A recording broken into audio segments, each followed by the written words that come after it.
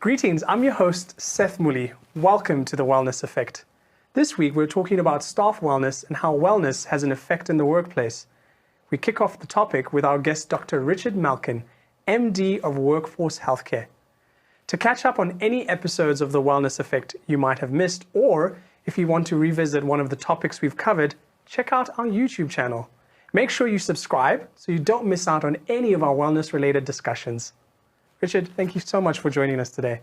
Thank you for inviting me. So everyone, Richard, has a origin story. How did you get into the wellness space? Right, so it goes back a while. In the 80s, I was in practice in the Eastern Cape. And I thought I'd only be there for maybe a year, pay off my university loan. Nice. But I landed up in my practice growing into the workplace. And after a couple of years, I was looking after about 6,000 people in 10 different factories. And I saw that having healthcare at the workplace is such an amazing impact on the company itself because productivity is improved. Yeah. And from the individual's perspective, they get easy access to healthcare. So for me, people should be able to have easy access to quality, affordable healthcare. That's been my journey in life, and been through various areas in delivering healthcare, from high sophisticated tertiary care units to primary healthcare, occupational healthcare, where for the last 22, 23 years, I've been running workforce healthcare. And maybe let's define for our audience, what is wellness and workforce healthcare? Yeah, absolutely. Yeah. Wellness is a loose term. Yeah. But in principle, wellness is something that you have to work on. You can't take your health for granted. Very important. So wellness is about having the right heartbeat, the right blood pressure, the right temperature, that your urine is the right composition, that your lungs are working well. And then you can experience, along with a psychosocial balance, that you have a good quality of life. You sleep well at night, you've got an appetite when you need to have an appetite, and you're mobile, you're well, you're not in pain. And the idea of wellness is to be able to identify people's risks. Everybody's got a particular risk in their life. Yeah. It could be inherited, whatever the cause of it could be. And it's really a question of being able to ensure that those risks are under control. There's two types of risks at the workplace. Sure. The one is the environmental risks. So under the Occupational Health and Safety Act and the Mine Health and Safety Act, you get into an environment where there are risks, and you want to be able to attenuate those risks and make sure that people aren't negatively impacted on by the environment. And generally in corporates and low-risk environments, it's your own personal risk. Absolutely. Do I have high blood pressure? Do I have diabetes? Have I got asthma? What are the risks to my healthcare? Do I eat badly? Am I overweight? And then it's a question of being able to educate people to understand what their risks are and how to be able to manage the risks at the workplace so that you can get to a holistic balance in your health, so that you've got a quality of life. And that impacts then directly on the workplace. Absolutely. You've got productive people. You know, if somebody sleeps badly, or they're living with stress, going through a divorce or issues at home, come to work and they're tired and frustrated, that's going to impact on your workplace. You know, if somebody has got a chronic infection, absolutely, it could impact on them at the workplace as well. So I believe that to be able to have access to healthcare, wellness programs at the workplace has a very powerful impact on not only the individual themselves, but also on the company, that there's productivity, and that when people work well, they get on well together, there isn't a constant stress that they're under, and productivity is enhanced. Yeah. And maybe let's talk about productivity, and how important is it for business owners to ensure that they take care of their employees' wellness through wellness programs? Well, it's a great question. In fact, what comes to mind was when I first started out, really in the 80s, late 80s, and I was in the Eastern Cape, and I was approached by a gentleman who owned a factory, and he really wanted to have healthcare at his workplace. And it was a textile factory, and there was a lot of women employed. Yeah. And he said to me that one of the problems and frustrations he had was that the women were up all the time, nearly every hour, off to the ladies. And it was such a simple solution, because there was just a high incidence of urinary tract infections at that particular factory. And once we got to examine people, diagnose and give them prescribed treatment, and also explain about preventative care, the the whole factory productivity changed, so that people weren't running off to the loo all the time. Amazing. And productivity went up. So if you look at a business, the way businesses run and their profitability, generally I'd say businesses, if they make about 10% of their turnover, they're doing well. And a big part of your cost is, for instance, labor.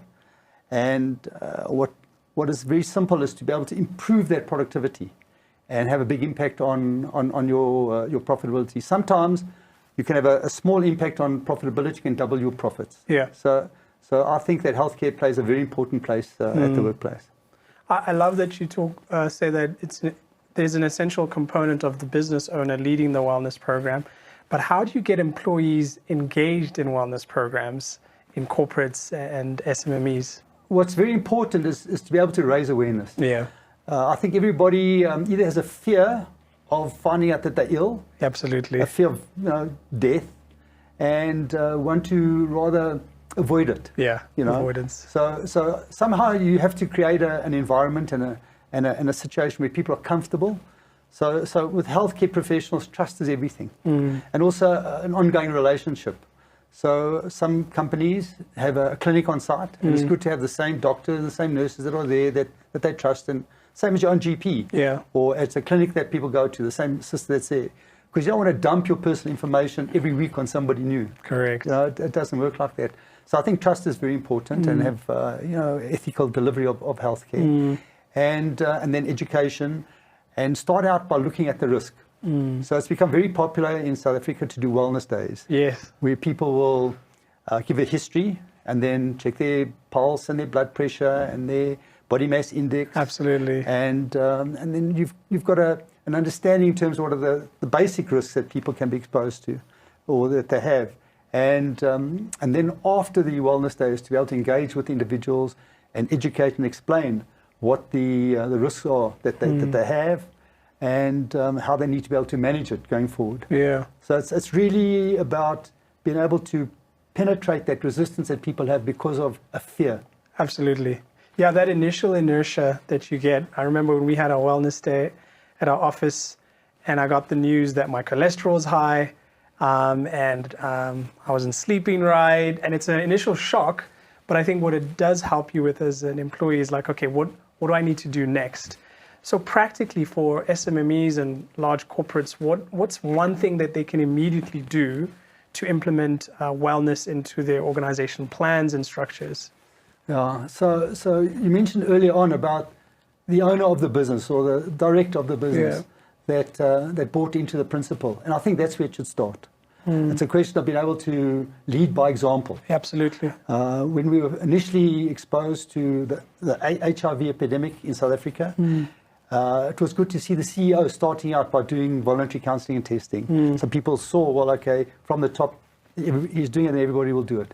So you need to have engagement. You need to have the company, the people working in a company feeling comfortable that they can have their assessment, and also to trust and know that there's confidentiality. So it's all about education. Absolutely. And then the right kind of marketing. And we find that what's very important is to train management in terms of how to get the message across to the employees, because they've got a closer relationship with the employees understand them, and they also lead by example. Yeah. So you need to have good engagement. So the whole idea is to be able to measure the risk of an individual. And I find that the history is also a critical element of the whole examination.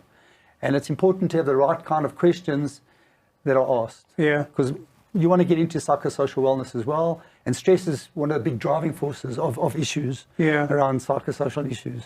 And what's very important is to pick up, how do people sleep? Do they have stress? Yeah. Do they have stress at home? Do they have stress at work? And then afterwards, when you're analyzing it, you can look at it on a group basis, not particularly individuals, because all that information is confidential, but to understand where the risks are in the workplace, and then to be able to put programs into place to deal with that. And then, again, getting into the managers, that the managers see a trend changing with people. So it depends on what kind of a wellness program you have. If you've got just a once-off snapshot, which really, I suppose, is engaging people, getting them involved in awareness. But I think that an ongoing program is good, a wellness program at the workplace where you've got access, 24-hour call center to be able to speak to people, to be able to phone and get advice, so that people can start getting educated in terms of wellness. Absolutely. And I've started noticing that a lot of corporates, when you're applying for roles, and I know when we recruit for some of our positions, a lot of potential talent always ask, what's your wellness program like?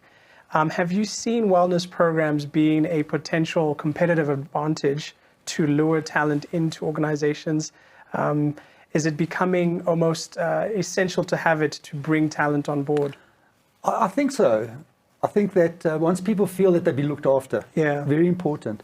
If you look at a clinic, having a clinic on site in maybe a corporate situation or even in a high-risk manufacturing environment, the fact that management is providing a service for the employees on site is very powerful. And if somebody sits with a medical aid and they're high earners in an organization, it's difficult to understand that that's such an important element in that person's life. But if somebody might only be on state health care, to have a doctor, a nurse on site that they can access is very powerful. And if you're going to run a program of wellness at the workplace, like in a corporate situation, there's a level of care. So I think it does have a big influence. In fact, I had a chat with an architect friend of mine, and I tried to understand why are these in Sandton people spending so much money on a building. He said, no, but you've got to understand, people want an environment that they're working in. Absolutely. To be comfortable, so it's nice, and they feel good. So I think it all adds to it together, that if you want to have the best people that you employ, people will stay around, I think you've got to create an environment where it works for people. And healthcare is a very important element. Essential. And I want to chat to you about, let's say I'm a leader, leading an organization and a business, and I can tell my staff's wellness is not doing well. What are some initial steps I can take to rectify this? So there's a question of being able to identify the risk.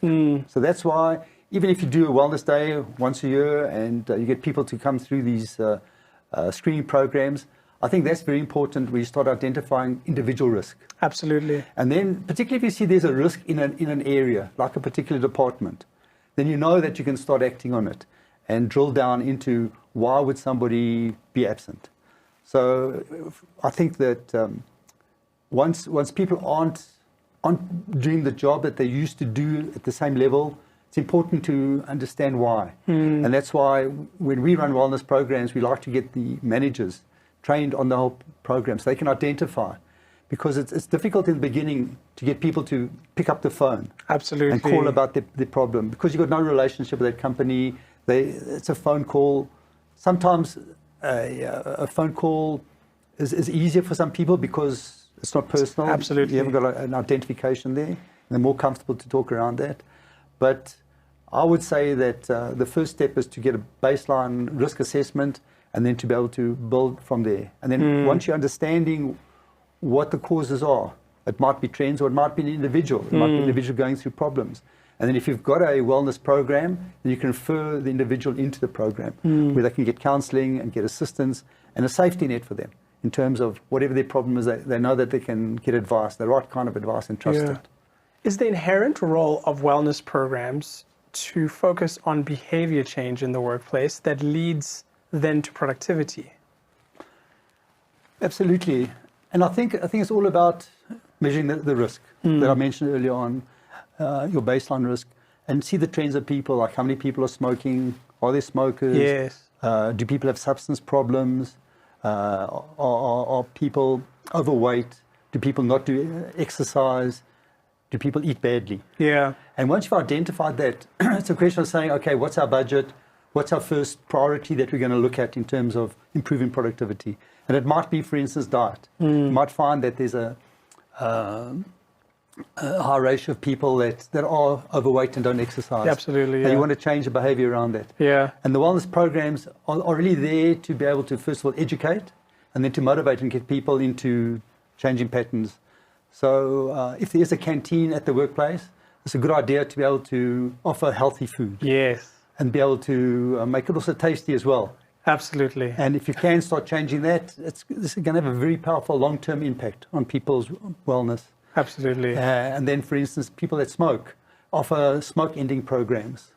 And another big issue that exists in the country through these economic times we're going through is debt. Yes. So once you understand that people have got a debt problem, be able to bring education into place and explain how can you manage your financial situation and give advice and help people, and also form support groups. Yes. So we like to see that the employees take the lead and they form their own team leader. Yeah. And then someone will drive a program. You might say, okay, you start out with exercise. Yeah. So you have somebody who drives a program, say, okay, we're going to walk 3 times a week during lunchtime, and then build it up. And then at the end of the month, you'll have a specialist coming in and be able to give talks on for instance, exercise, how important it is and how to help people with the exercise. Yeah. And bringing different types of exercise that's there. So guys that, for instance, belong to gyms and go to gym, get them motivated to do it more regularly. Absolutely. And again, because you've got these support groups, you then look at motivations and have awards that people get because they've broken barriers and looked at that. So it's not just purely and simply get the guy's blood pressure down, look at his glucose as a diabetic with medication, but to rather come with a whole holistic approach. Absolutely. To change your lifestyle. Absolutely. So if we look at the trend in the Western world over the last century, in fact more than that, say 120 years, I'll give you a good example. Yeah. Japan never ever had heart disease. Wow. At the beginning of the 20th century. They just did not have heart disease. Wow. Now, the biggest speciality in Japan are cardiothoracic surgeons. Oh my goodness. And cardiologists. Because they took on a new diet as they became more westernized. So it's really very important that diet is a high priority. And in a sort of more lowest economic group of employees, food is expensive, so people go to carbohydrates. Correct. And to sustain themselves. And that could lead to being overweight and not a balanced diet. But it's very important that you look at how do you get economically the best type of diet that you can have for people, and understand that you need to have a balanced diet. And if there is a canteen at the workplace, then you know at least once a day people are going to be getting a good meal. Absolutely. I think we eat too much. I think if you look at an airline meal, about 300 grams, I mean, that's what we should be eating. Correct. And we probably eat 3 or 4 times that. And people never used to have, historically, 3 meals a day was 2 meals a day. Correct. So if you can start getting people to eat the right kind of portions and also the right types of food, have a very big impact. Absolutely. So you start bringing them all together, looking at exercise, looking at stress at home, how you can deal with it, all the different risks that people are exposed to, reducing smoking. You can start changing people's culture. And, I think to be well and to be able to not live with pain, to be able to sleep well and not live with anxiety is like a kind of a peak of wellness that people want to achieve. Absolutely. And once you've got that condition there, you're able to focus on your work, you're able to think clearly and really be agile in the workplace and have a motivation to work hard. But if you're sitting through a divorce and you're dealing with it on your own, and if you've got a debt problem, or somebody's ill in your family on your own, it's going to impact on people. So it's great to be able to have an opportunity for people to just pick up a phone and get advice and get assistance. So a wellness program needs to be active, needs to have lots of activity. I like that. And it will come through initially by marketing and education, and then through trust. So it's important to have who's ever looking after that company, that one same person the whole time that they're comfortable with. Yes. So you want to have a sustainable program, and then you can start measuring, because it's a return on investment, so that the bean counters can see, okay, we're spending X amount on wellness, which they probably didn't want to do in the beginning because you're spending indirectly. You're not getting productivity direct. But I think that it'll have a multiplying effect. That people are happy at work and they are able to contribute their best. And one of the things that's very important is absenteeism. Absolutely. So you want to monitor trends. So what we like to do is you like to look at a running 3-month cycle where you look at people taking time off, and not only just because they might be sick, but it might be a combination of taking an unpaid leave, taking family responsibility, and then some sick notes as well. and start looking at a trend that this person's off for an increased amount compared to what they used to be. And we find that people want to be at work. If there's a problem, that'll impact on them that they can't get to work. Correct. And if an HR manager will speak directly to an individual, they'd be too scared to open up about what the issues are. Whereas if you've now identified there's a trend that you've got a particular number of people that have got issues, maybe 3%, 4%, or whatever it is, then you refer into the wellness program, the employee assistance program, and there's an ability there to be able to have counseling, to be able to talk openly and discuss the issues and the problems, and then able to deal with it and become more productive. And then the organization won't reveal any personal information at all, but be able to report back and say, this particular person that has got a high absenteeism, it's a short-term problem. Yes. We put parameters in place to get it right, and we believe that within a couple of weeks it should be fine. Or else, this is a long-term problem, and there's an issue that's a big issue, big problem, and we need to start looking at a longer-term approach towards dealing with it. And then I think from a management point of view, people know what they're dealing with. Exactly. But also what's very, very important, as I mentioned earlier on, is to get buy-in from the managers. Yes. Because they can do management referrals and say, look, I can see you've got an issue over there. Here's a number, and I'd like you to speak to them. I really like what you said around how wellness programs can then, in fact, change the culture of organization. And there's this great quote that culture eats strategy for breakfast. So if you can build a culture of wellness and holistic wellness, it shifts the organization to be in a place where people thrive because they're catered for and cared for. Could you share how wellness programs can influence organizational cultures? Sure. So culture is really a common behavior in an organization. So if you've got a culture where people feel that they've been looked after, that they've got a interest in looking after themselves, and that they're achieving what they want to achieve as individuals in the workplace. So you've got a philosophy that comes down from the top. And that culture that they're trying to generate is a culture of internal customers, their own employees, to have that culture dealing with their client base that's out there. So I think if you can get a culture that really is going to boost productivity, get people motivated, and that also gives people the level of comfort that if they've got an issue, that they can bring it out, that there are channels for them to be able to turn to and have this safety net. I think that it definitely has an impact on the business itself. It's quite difficult because these are soft subjects to look at what is the index, what is the impact on profitability by having these programs in place. But all I can say is if you look at the United States, Europe, the East, Japan, Korea, where productivity is everything, and there's a big drive for good outcomes. There's absolutely billions that are spent on looking after the employees at the workplace and making sure that they are trained correctly, that they're able to do the job that they're employed to do, and there's an environment for them to achieve it. To thrive, So for a guy to be a top athlete, to run the mile in 3.5 minutes, you've got to have everything in place for them to achieve it. So for that company to run the mile in 3.5 minutes, you've got to have everybody functioning well around that. So culture's important. So we've been through COVID, and I think COVID accelerated our awareness of wellness. What would you say COVID has done in terms of wellness in the corporate landscape? COVID was a huge changer. And in fact, what was very important during the COVID times was to be able to make sure that people did not get infected and did not spread the virus.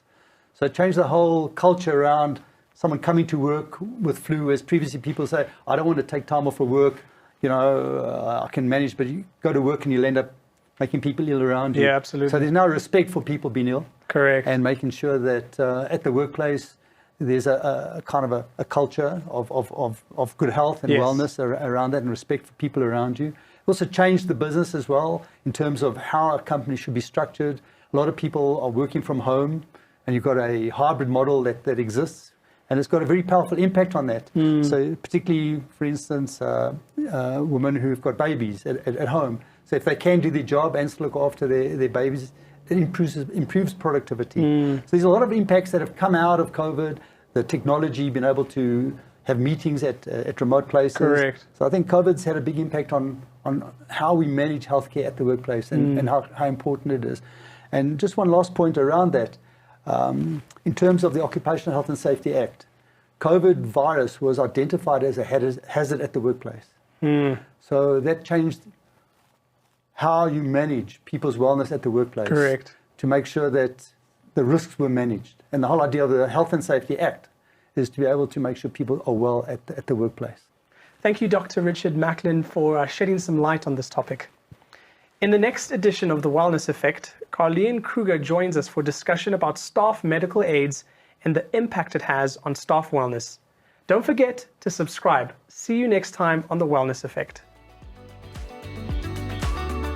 Bankmed, the medical scheme of choice for the financial services industry. The Wellness Effect is proudly brought to you by Bankmed, yours in good health.